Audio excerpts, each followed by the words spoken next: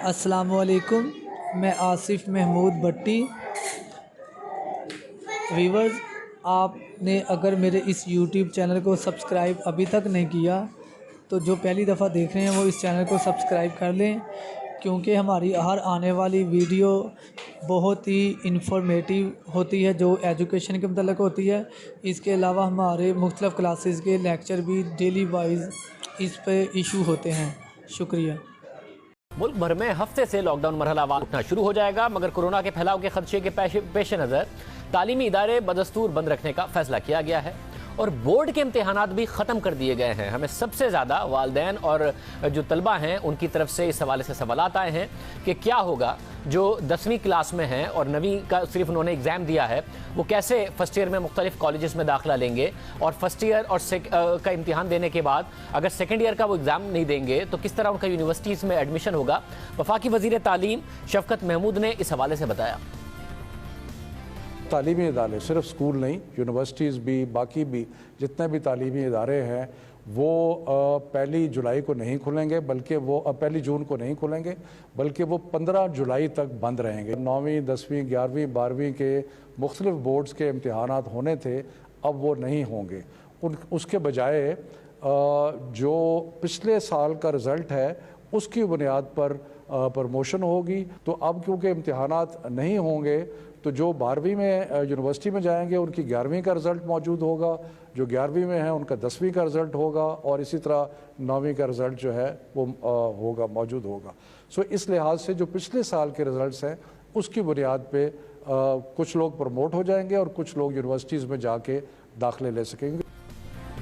इसके बावजूद लोगों के सवालात हैं कि अगर बाद में इम्तिहान होते हैं और मैट्रिक में किसी के नंबर कम हो जाएं या ज़्यादा हो जाएं तो फिर क्या होगा, उसने जो आगे एडमिशन ले लिया होगा, या फिर इंटर में किसी के नंबर कम हो जाएं या ज़्यादा हो जाएं तो आगे एडमिशन का क्या होगा। इस हवाले से सवालात हैं। लोगों की डिमांड है कि इम्तिहान करा दिए जाएँ, बेशक स्कूल्स को बंद रखा जाए, कॉलेजेस को बंद रखा जाए, मगर all Pakistan private schools federation ने 15 जुलाई तक स्कूल्स बंद रखने का जो हुकूमती फैसला है वो मुस्तरद कर दिया है और कहा है कि हुकूमत ने SOPs जारी करके 1 जून से स्कूल्स ना खोले तो वो अपने SOPs के तहत स्कूल्स खोलने पर मजबूर होंगे।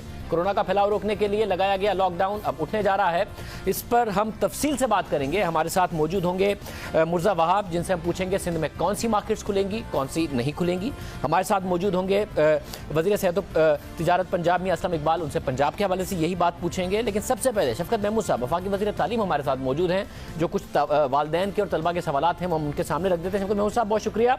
सबसे पहले ये फैसला हतमी है आप और सूबों के दरमियान कि स्कूल 15 जुलाई तक नहीं खुलेंगे, क्योंकि प्राइवेट स्कूल एसोसिएशन कह रही है कि जी हम तो खोलेंगे, इस वक्त हमारे हालात बहुत खराब हो गए हैं स्कूल्स के।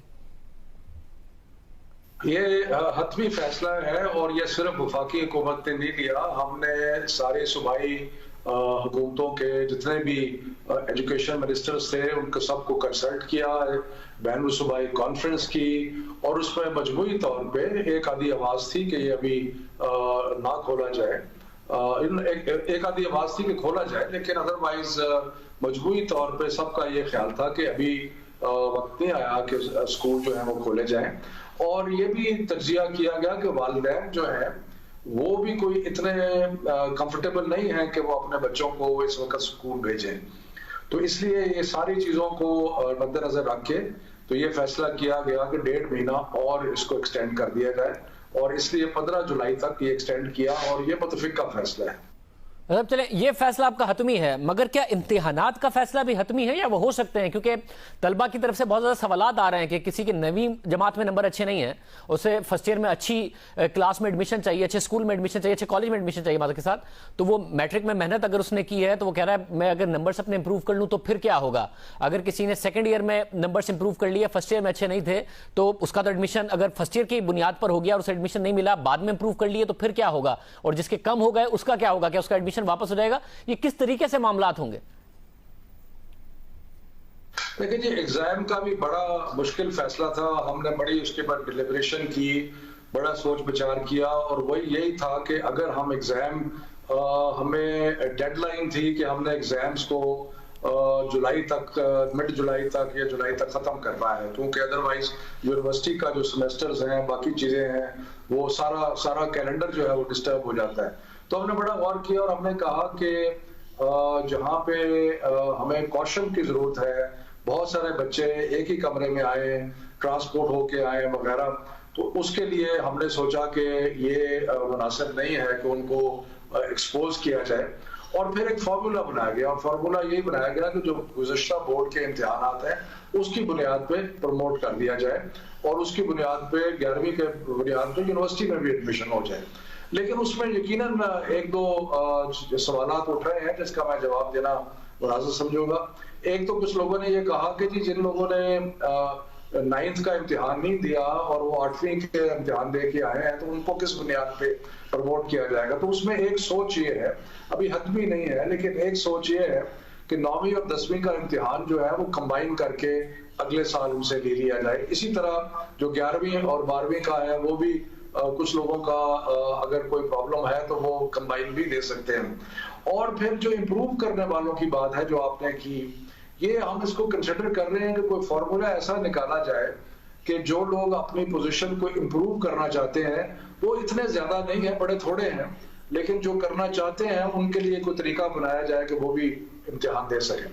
मगर इम्प्रूव तो वो करना चाहते हैं जिन्होंने इंटर कर लिया, कम आई थी परसेंटेज, किसी यूनिवर्सिटी में एडमिशन नहीं हुआ या पसंद की यूनिवर्सिटी में नहीं हुआ, तो फिर दोबारा इम्तिहान दे के वो किसी एक साल को इम्प्रूव करना चाहते हैं। मैं उनकी बात कर रहा हूँ जिन्होंने दे दिया, 9वीं का एग्जाम दे दिया, 10वीं में इम्प्रूव करना चाहते हैं, फर्स्ट ईयर दे दिया, सेकेंड ईयर में इम्प्रूव करना चाहते हैं, उनका क्या होगा? अगर किसी का अच्छे मार्क्स की वजह से एडमिशन हो गया है, 9वीं या 11वीं की जमात के मार्क्स की वजह से बाद में उसके कम आ गए, तो क्या उसका एडमिशन रिवर्स हो जाएगा? अगर उसने यूनिवर्सिटी का टेस्ट क्लियर कर लिया था मगर एग्जाम्स के जो नंबर्स होते हैं उनका बहुत ज्यादा अमल दखल होता है, और अगर किसी के इंप्रूव हो गए हैं तो क्या उसको फिर दोबारा एडमिशन मिल जाएगा? क्या होगा? देखें, जो कि प्रोफेशनल कॉलेजेस हैं उनमें तो ज्यादातर अपने उनके एग्जाम्स होते हैं, वो अपने एंट्री टेस्ट लेते हैं, बाकी चीजें करते हैं, और ज्यादा जो वेटेज है वो एंट्री टेस्ट का होता है। बाकी जहां तक ऑर्डिनरी कॉलेजेस में एडमिशन है, बाकी है, उसमें एक आपको तसलसल नजर आएगा, क्योंकि बोर्ड के इम्तिहान 9वीं के भी हैं, 10वीं के भी हैं, 11वीं के भी हैं, 12वीं के भी हैं। तो अगर एक का एक इम्तिहान मिस होता है तो आपके पास एक रिकॉर्ड है पिछले इम्तिहान का, और सो उसकी बुनियाद पे हो सकता है। अगर कोई समझता है कि उसने, अगर उसका दाखिला हो भी गया है और वो समझता है कि मैंने दोबारा इम्तिहान देना है, तो वो तो सिर्फ अपनी पोजीशन इंप्रूव करने के लिए है। लेकिन मेरा ख्याल है कि मुश्किल हालात में मजमूई लोगों के लिए फैसला करना जो है वो यही था।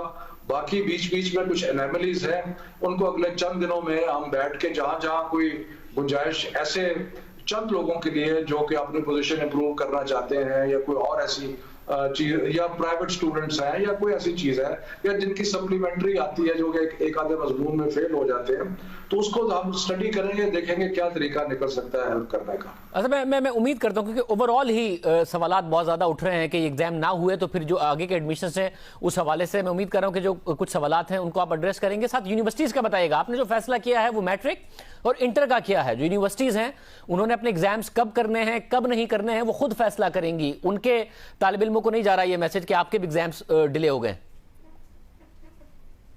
जी, यूनिवर्सिटीज के बारे में हमने ये सोचा कि यूनिवर्सिटीज क्योंकि तकरीबन सारे ऑटोनमस और इंडिपेंडेंट हैं, और HEC जो है वो उनको कुछ हद तक रेगुलेट करती है, तो इसलिए हमने ये सोचा कि यूनिवर्सिटीज के लिए हमें उसमें, और वो सेमेस्टर सिस्टम पे चलते हैं, तो हमें उसमें कोई जरूरत नहीं है कि उसके अंदर हम इंटरफेयर करें। तो यूनिवर्सिटीज के जो अपने प्रोसीजर्स हैं, अपने SOPs हैं, और जो हदायत है HEC की, उसके मुताबिक जो यूनिवर्सिटीज हैं वो अपने फैसले करें। और अभी तक कोई खास इसमें हमें ऐसा रिएक्शन नहीं आया।